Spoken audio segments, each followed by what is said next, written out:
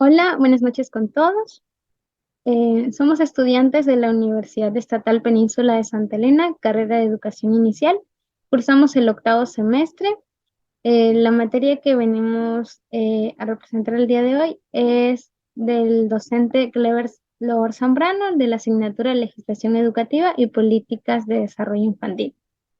Los integrantes, Jocelyn Calderón Garaycoa y mi persona quien les habla, Maylen Pivabe Reyes. Los temas a tratar esta noche son sobre las impartidas durante el primer ciclo en esta materia. Como ya dijimos, la materia es de legislación educativa y políticas del desarrollo infantil. Ustedes se preguntarán en qué se basa esta materia. Bueno, la legislación educativa es el proceso de educación ciudadana y de desarrollo integral de la sociedad en general. Además, el Estado tiene el derecho y la responsabilidad de orientar y formar principios, valores y actitudes en los estudiantes, siendo un cuerpo de leyes que regulan los poderes públicos del gobierno.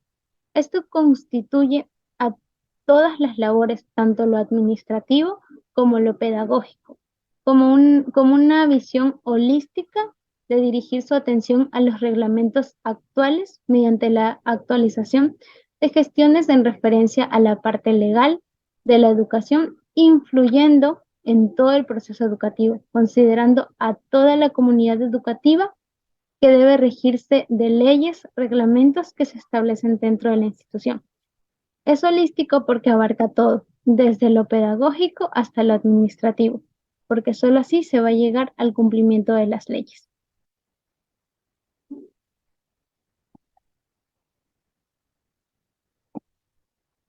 También entre los temas a tratar es la importancia de la legislación educativa. Bueno, la legislación es crucial para todas las personas que viven en una comunidad, ya que delimitan el libre albedrío de las personas que vivimos e interactuamos dentro de una sociedad. ¿Por qué es importante? Porque la ley es el control que tiene un Estado para poner límites a la conducta humana, para que no se cometan errores o cosas que dañen a terceras personas con nuestro actuar. En síntesis, la legislación rige nuestra conducta social en pro del bien común, es decir, beneficia a la mayoría de las personas que tienen que vivir en un grupo social. No es la ley para uno solo, sino para todos y ayuda, como ya lo dije, a todos a que se regule la conducta dentro de una sociedad. También, para aclarar este tema, tenemos interrogantes. O sea, nos hemos de preguntar la legislación, ¿en qué beneficia o por qué se da en la educación? Bueno, el por qué se da en la educación es que el campo legislativo en la educación vendría a establecer las normas, pautas o formas de trabajo en el contexto educacional. Por tanto, es elemental ya que el proceso de formación, tanto a los estudiantes como a los docentes, deben mantener dominio de cuáles son las leyes enmarcadas en su ámbito. Si uno conoce sus leyes, va a saber cómo actuar ante una situación, para que sean nosotros mismos quienes garantizamos el desarrollo del proceso de enseñanza y aprendizaje. Otra de las interrogantes que nos lleva es el por qué es relevante para los estudiantes. Bueno, se empieza a desglosar esto de la relevancia para los estudiantes cuando un ciudadano se educa en un medio donde se hagan prevalecer las reglas. Sin duda alguna no tendrá conflicto en la sociedad donde se continúe desarrollando. Si uno en el ambiente educativo está acorde y a gusto, entonces va a hacer que sus normas y sus leyes se lleven a cabo, puesto que es necesario indicar que todos los individuos son parte de una comunidad. Como ya lo manifesté, no es la ley solamente para uno, sino para todos. Y es la educación que se le imparte quien podrá contribuir al crecimiento pleno de este en cualquier ámbito que se desenvuelva. Es allí cuando se dice que la educación formó individuos aptos para la sociedad. Si no conocemos las leyes, no vamos a saber cómo defendernos ni cómo actuar ante una situación. Es por ello que es relevante tanto para estudiantes como para docentes. Entre las siguientes interrogantes que tenemos es en cómo está la legislación del lado del educador. Ya vimos del lado del estudiante, ahora nos vamos a poner del lado del educador. ¿En qué beneficia o en qué puntos trata al educador la legislación educativa? Asimismo, dentro de otro punto de vista que son los educadores, quienes deben formar y formarse en cuanto a las leyes que los presiden, si un docente conoce y domina estas, no habrá obstáculo alguno que le impida desarrollar o evolucionar en su labor. Solo si sabemos qué leyes tenemos o qué leyes están a favor o en contra, qué debemos hacer y qué no debemos hacer, es que vamos a saber cómo actuar y defendernos en todo caso si se llegara a dar el caso. Mejor aún, podrá contribuir de manera satisfactoria al mejor desempeño y evolución de la sociedad. Si yo conozco, voy a llevar a cabo una buena evolución en mi sociedad. Pero si por el contrario el maestro no se interesa ni le da importancia alguna a algún manejo de las leyes en el campo educativo, se verán en algún momento sin las herramientas para abarcar temas o situaciones que se puedan presentar en su labor diaria. Sí, como maestros, cualquier cosa nos puede pasar, y entonces si no conocemos las leyes, no vamos a saber cómo actuar ante esa situación. Otro punto importante a tratar en cuanto a la legislación educativa es cuál es su finalidad en sí de conocer sobre estas leyes. La educación es un derecho de todos los seres humanos, como ya lo sabemos. Por el simple hecho de nacer, nosotros ya contamos con derechos fundamentales y vinculados intrínsecamente a la dignidad propia del ser humano, como lo dice la Constitución. Toda persona, en consecuencia, por el hecho de existir, tiene derecho a educarse como medio necesario para el desarrollo de sus potencialidades. En esa medida, quienes nos dedicamos a la educación, nos convertimos en ejecutores de un derecho, proceso en el que se aprende para enseñar, es decir, en la ejecución de derechos para que otros aprendan de nosotros mismos. Si nosotros como docentes o futuros docentes mm, em, tenemos claras las leyes, las conocemos y las manejamos, es así como vamos a poder impartir las leyes a los alumnos, porque como ya vimos este rango de que la vista es del estudiante y la vista es del educador, en cuanto a las leyes quiere decir eso, que nosotros solo vamos a poder defendernos cuando tengamos en el poder las leyes necesarias y poderlas impartir a los estudiantes para que también ellos conozcan y puedan defenderse. Es lo que nos dice de la ley que ha surgido para garantizar el logro del derecho para todos los seres humanos.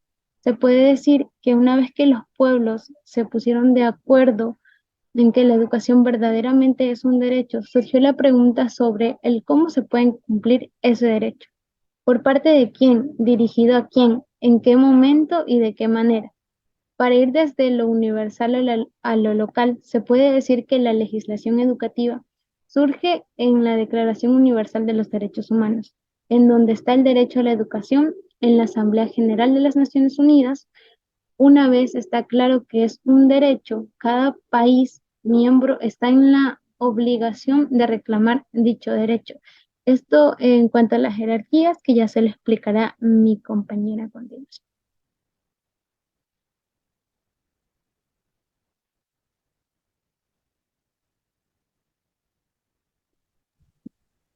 Bueno, a continuación también un tema que hemos abordado en clases es la pirámide de Kelsen. La pirámide de Kelsen no es más que un método jurídico estricto mediante el cual quiere eliminar toda influencia, ya sea psicológica, sociológica y teológica, en la construcción jurídica, y así acotar la misión de la ciencia que tiene hacia el derecho del estudio exclusivo de las formativas que se van a estar dando y a las conexiones esenciales entre las mismas. La pirámide kelsiana es categorizar las diferentes clases de normas ubicándolas en una forma facial de distinguir cuál predomina sobre las demás. A continuación, la siguiente diapositiva.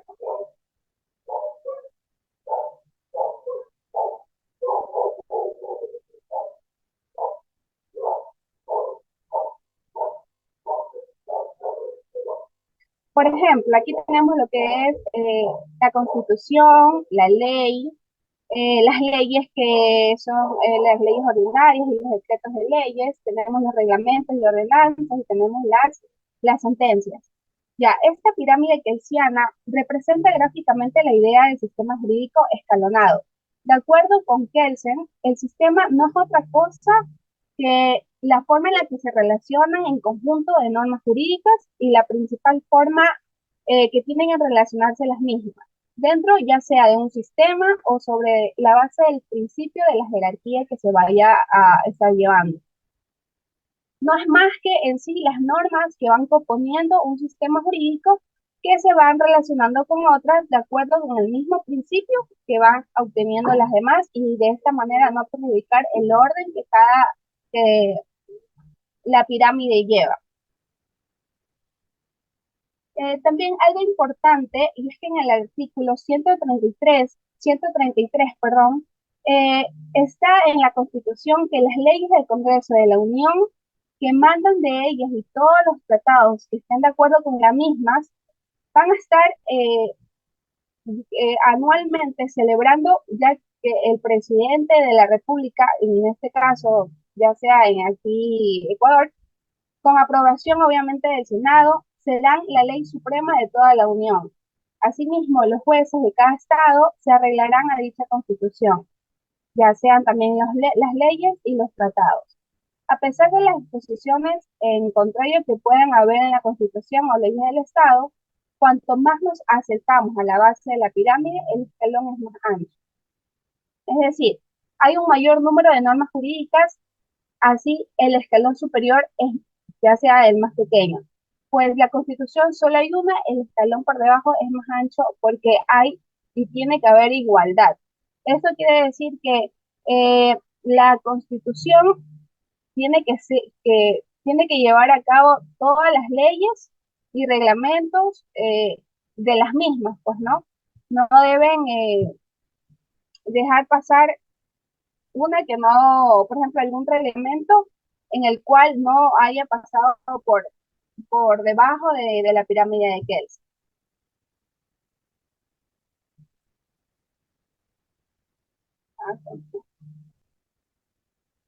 Ya. Otro tema que hemos abordado en la clase es sobre la política de desarrollo integral infantil en Latinoamérica.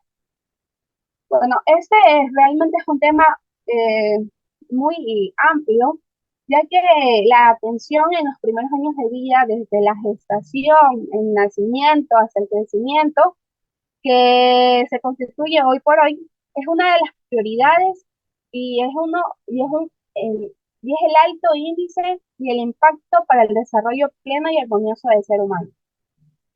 Esta es una etapa medular, donde el desarrollo del cerebro del recién nacido va a depender y es buena parte también del ambiente en el que el niño se vaya a desarrollar, ya sea desde el cuidado, desde el afecto, desde la lactancia materna y la alimentación.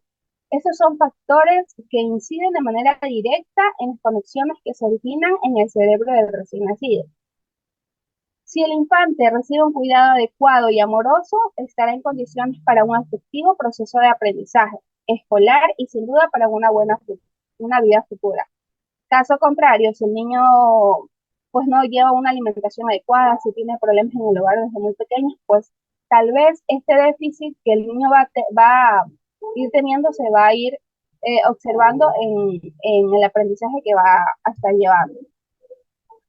Científicamente, las experiencias durante el desarrollo infantil integral marcan el desarrollo del cerebro y las habilidades, ya sean destrezas, actitudes, las capacidades, las emociones y en las conductas que se van moldeando a lo largo de sus primeros años de vida. Esto lo dice Phillips en el año 2000. El impacto del desarrollo del cerebro en esta etapa de vida es tan decisivo que si se logra una efectiva y sólida atención en base también con el cuidado que se tiene que llevar, pues se puede reducir de modo significativo la brecha del desarrollo social que persiste entre ricos y pobres, constituyendo una potencial fuente de retorno económico. Entonces, no es más que decir que es el primer paso para contar con el marco normativo y el marco institucional.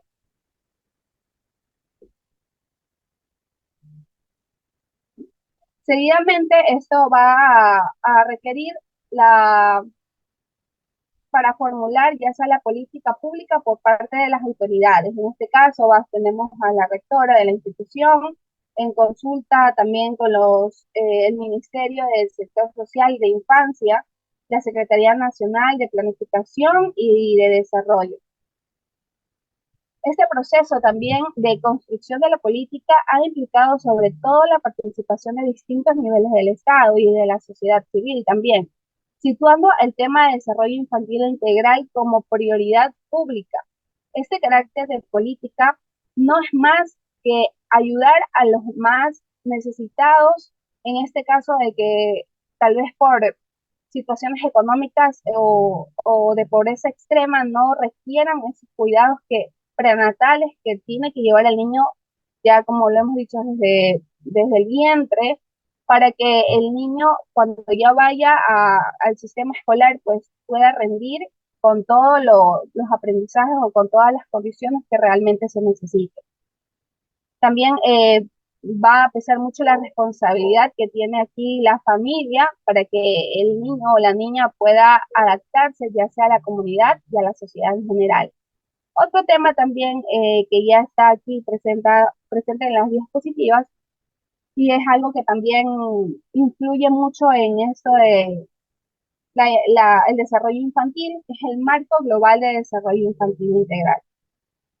Este concepto de desarrollo infantil integral ha ido modificándose durante años para que los cambios económicos, ya sean también sociales, políticos y científicos, vayan produciéndose para encontrar referentes distintos tipos acerca del desarrollo infantil, en la que van a predominar visiones ya sea de muchos años atrás, históricas, abstractas, universales, que definen en sí los contextos donde se va a actuar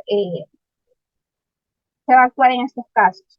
Es por ello que al momento de reflexionar sobre las políticas de estrategia de acción dirigidas al desarrollo infantil integral, resulta un poco conveniente abordarlas desde una visión ya sea general, ya que existen factores que particularizan la concreción de las políticas y sobre todo la implementación de las acciones, ya sean los contrastes socioeconómicos, los culturales, las condiciones de las diversas zonas geográficas, al igual que las distintas posibilidades de acceso al conocimiento y a la tecnología, ya que estos aspectos van a limitar siempre al análisis general.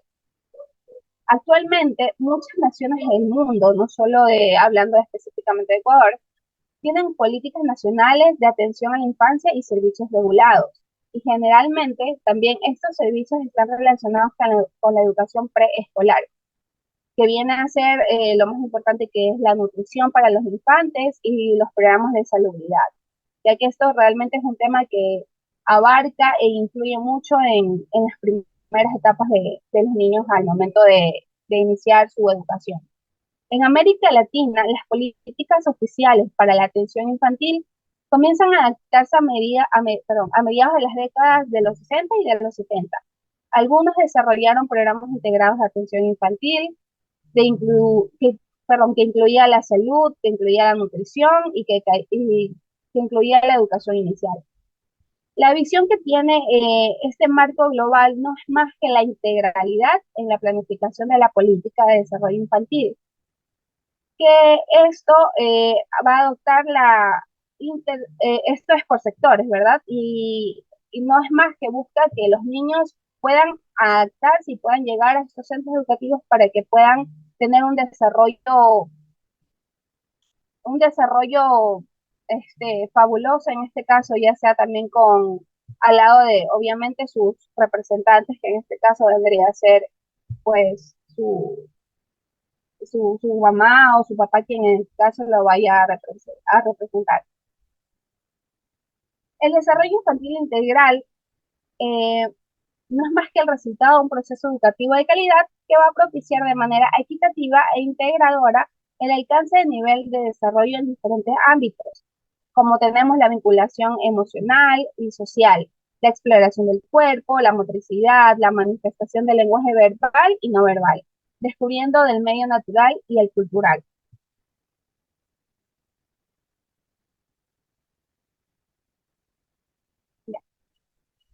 En las niñas y en los niños menores,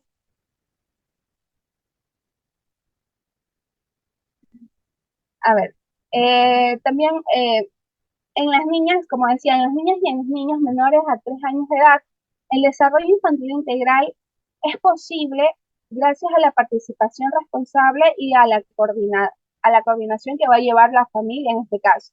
También la corresponsabilidad de las comunidades y las diferentes entidades del Estado. Entendido así que el desarrollo infantil va a obtener como modelo de atención. Eso debe siempre ir más allá del reconocimiento y atención de todas las necesidades básicas que se debe tener de los niños y niñas de la institución. Eh, Como lo acabé de mencionar, básicamente enfocándonos más a lo que es la nutrición, ya que sabemos que no solo Ecuador tiene un alto, no solo Ecuador, vamos a sintetizar más, la provincia de Santa Elena tiene un alto índice de, de desnutrición en los niños. Entonces, siempre el desarrollo infantil va a tratar de lograr que que los niños pues ya no tengan tanto este déficit, sino que busquen el, que busque que haya un sistema también de las necesidades básicas que los niños requieran. Consideramos también muy esencial para la salud mental, en este caso desde el nacimiento y el niño pequeño, que vaya experimentando una relación cálida y íntima, ya sea con la mamá o con la persona que sustituye a ella, ya que muchas veces también uno de los factores que influyen mucho es los problemas que tienen en los hogares. Muchas veces los niños, porque ven que solo está papá y mamá y que se pelean continuamente, pues ellos van a reflejar obviamente este tipo de problemas en las instituciones que se vayan a estar dando, como en los centros de educación inicial. Entonces, busca más el desarrollo infantil, lograr eso, pues, ¿no? Tratar de ayudar tanto en la salud mental, en la nutrición, en la integralidad que tienen que llevar los niños.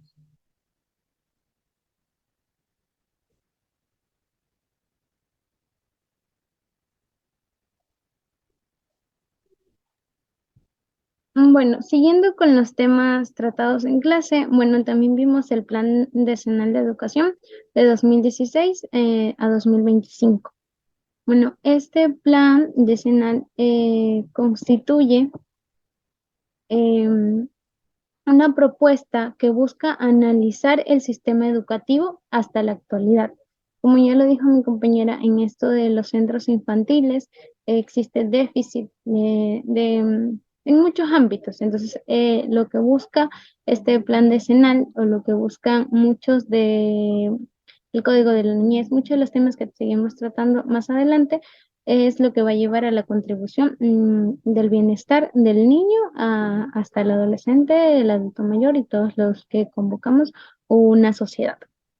Pues bueno, el objetivo hasta la actualidad es implementar medidas de solución para todos los inconvenientes que se le han suscitado. Para ello, han participado alrededor de 286.000 ciudadanos entre padres de familia, estudiantes, docentes y autoridades para el objetivo de forjar una comunidad educativa más equitativa.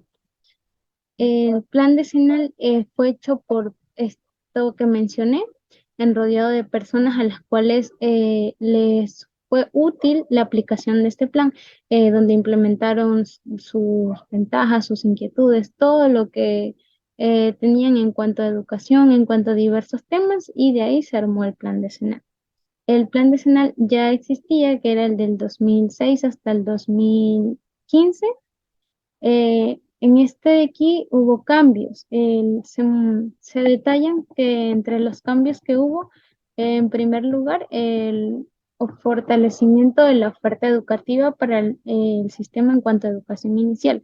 En el anterior plan no estaba como que tan arraigado. En este el cambio fue ese específicamente, el fortalecimiento de la oferta educativa en cuanto a la educación inicial enfrascada. También entre los cambios se universalizó la educación general básica y fue para todos. Se incrementó la matrícula en cuanto a bachillerato. Además, se fortaleció la educación intercultural bilingüe. Otro de los cambios que hubo fue el alcance de grandes logros en la lucha contra el analfabetismo. Como conocemos ya en la actualidad en Ecuador como tal, no existen tantas personas analfabetas por esto de los cambios que se revalorizó la profesión docente, es decir, aquí como vemos en la actualidad se toman evaluaciones a docentes continuamente para valorar su profesión y su ética en cuanto a la educación. Otro de los cambios fue el fortalecimiento de la oferta educativa para adultos. Existen esto de hacer el bachillerato unificado así en un año. Esto fue para personas adultas, o sea, todavía está vigente para personas adultas para que logren terminar sus estudios. Y finalmente, uno de los otros cambios que se logró es se repontizó la estructura y el equipamiento de las instituciones educativas. El, el Estado tiene esa obligación de dar a las instituciones educativas infraestructura y equipamiento. Entonces, eso fue uno de los cambios en cuanto al plan decenal. El plan decenal también contiene la evaluación. En sí se empieza desde la evaluación del plan decenal 2006 a 2015. Se empieza dándose como ese análisis donde se exponen los resultados de la evaluación de las 8 políticas que se establecieron. Por otro lado, el proceso de construcción de la propuesta para el nuevo plan, donde se proponen las fases de proceso, la metodología de trabajo utilizada en los diferentes espacios participativos. Es decir, se plantearon planes, pero con su respectiva metodología para que se logre, para que en el futuro se pueda lograr el mismo. También entre los componentes está la articulación con instrumentos participativos y de política nacional e intersectorial. Además, la propuesta de la comunidad educativa para el nuevo Plan Decenal de Educación 2016-2025.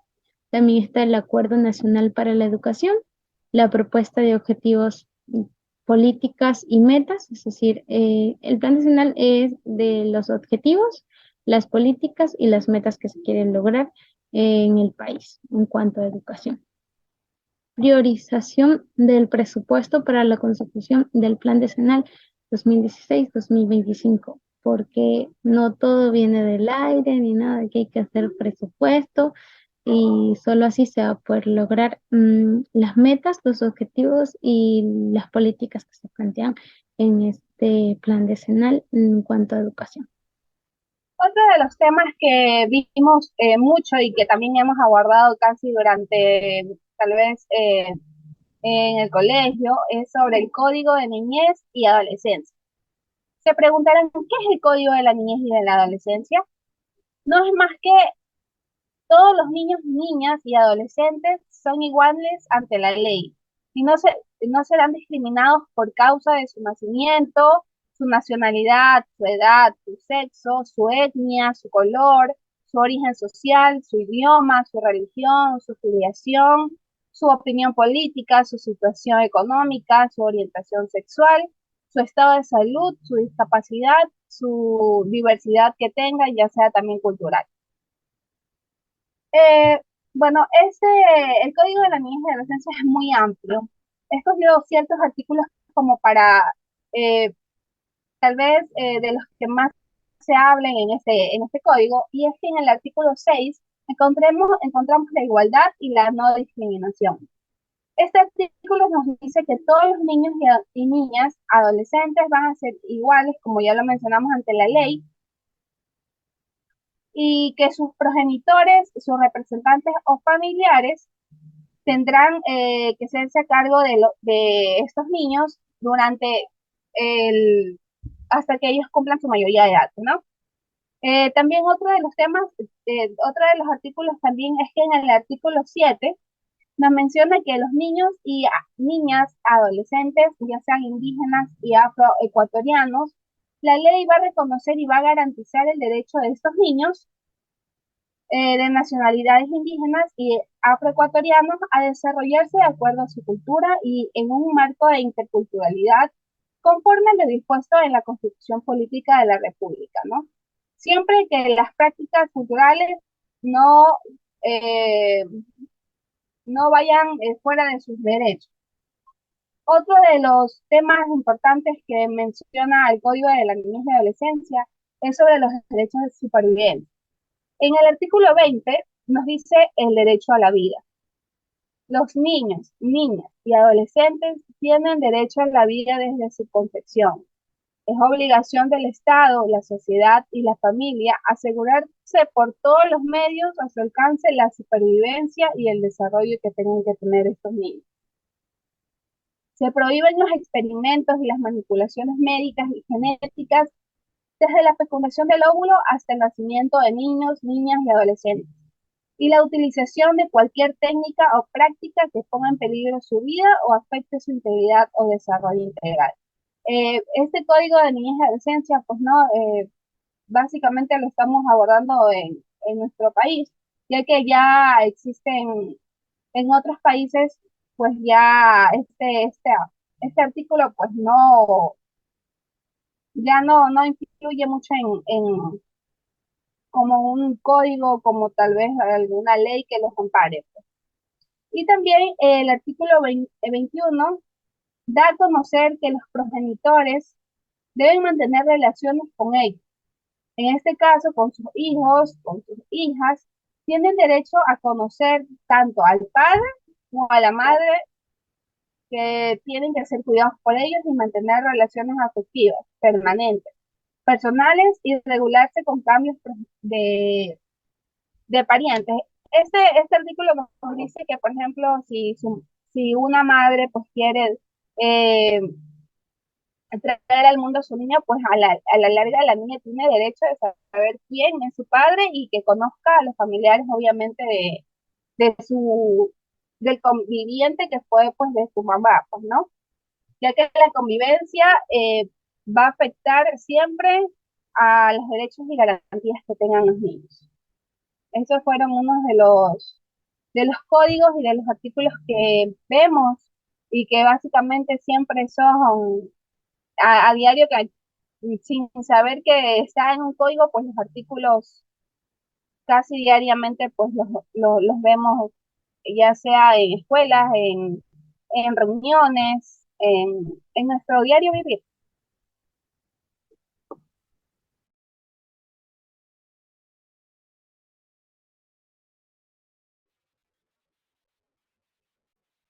Bueno, como ya todas estas leyes abarcan distintas maneras de proteger al niño, al adolescente y al adulto en cuanto a leyes, conocer sobre las leyes, todo esto nos lleva a, en sí, Ecuador. Bueno, Ecuador tiene el Plan de Creación de Oportunidades 2021-2025. ¿A qué nos referimos cuando hablamos de Plan de Creación de Oportunidades que fue creado por el gobierno actual? Bueno, esta es la máxima directriz política y administrativa para el diseño y aplicación de la política pública en cuanto a Ecuador, a través del cual el gobierno nacional ejecutará propuestas presentadas en el plan de gobierno. El gobierno, antes de ingresar a su gobierno, valga la redundancia, presentó un plan y este plan es la creación de oportunidades, y así fue como lo llamó la máxima autoridad del país. Bueno, el plan establece las prioridades del país para el periodo señalado en alineaciones con el plan de gobierno 2021-2025. Bueno, sabemos que esto no se va a llevar hasta el 2025 por esto de las nuevas elecciones, pero sin embargo así fue como se planteó en el 2021. Esto también en referencia a la Agenda 2030 de Desarrollo Sostenible, los objetivos, los ODS, como los conocemos. Específicamente, en cuanto a educación, que nos convierte a nosotras en nuestra rama, es el objetivo número 4 que habla de la educación de calidad. Ahí nos enfrascamos un poquito en cuanto a la educación de calidad, que todos tenemos derecho y de aquí a 2030 se pretende que todos las personas vigentes cuenten con una educación de calidad como tal, no simplemente el ingreso a una institución, sino que conste con una educación de calidad, que tenga infraestructura, que tenga todo lo que implica en cuanto a educación. Cada una de las políticas planteadas en el plan de Creando Oportunidades hace referencia a temas de relevancia para el Ecuador y cuenta con una o más metas asociadas que posibilitarán seguimiento y la evaluación permanente para su cumplimiento. Como ya lo manifesté anteriormente, para cuando uno manifiesta un plan o plantea, eh, este debe venir de una metodología o una meta a seguir y cómo se va a lograr esa meta. Bueno, este plan decenal se ejecutará en 5 ejes, 16 objetivos, 55 políticas y 130 metas. Como podrán ver, es hartísimo en cuanto al plan creación de oportunidades. Bueno, está entre el primero, el eje económico y generación de empleos, que ahí nos propone 4 objetivos, 14 políticas y 38 metas. En el eje social, plantea 4 objetivos, 20 políticas y 46 metas que se pretenden lograr de aquí al 2025. Como ya dije, no va a ser posible hasta el otro gobierno que plantee otras metas. El eje de transición ecológica, 3 objetivos, 9 políticas y 17 metas. El eje institucional posee 3 objetivos, 7 políticas y 16 metas a cumplir. En este documento del plan de creación de oportunidades incluye también la evaluación socioeconómica de los efectos de la pandemia causada por el COVID-19, algo que hasta el día de hoy sigue dando mucho de qué hablar y sigue dejando secuelas. Estamos recogiendo esas secuelas que dejó el COVID-19 y, como ya lo dije, para crear un nuevo plan o para crear una nueva ley o todo, debe ser como que un análisis, y el COVID-19 forma parte de ese análisis y de esa evaluación que se debe hacer para poder plantear, porque en lo socioeconómico el COVID-19 dejó muy bajo al país. También se cuenta con la visión de largo plazo y escenario deseado 2030, porque como ya mencioné, todo lo que se hace va en corte a la Agenda 2030 de los objetivos que se plantean para el desarrollo sostenible. También se habla de la estrategia y modelo territorial nacional. Esto es en cuanto al plan de creación de oportunidades, un tema tratado también dentro de clases. Espero que todo esto, este resumen en cuanto a leyes, legislación, políticas, el integrar a niños sea de su total aprendizaje, sirva para su aprendizaje sobre todo. Y eso fue nuestro resumen o nuestro análisis crítico en cuanto a este primer ciclo. De mi parte, muchas gracias.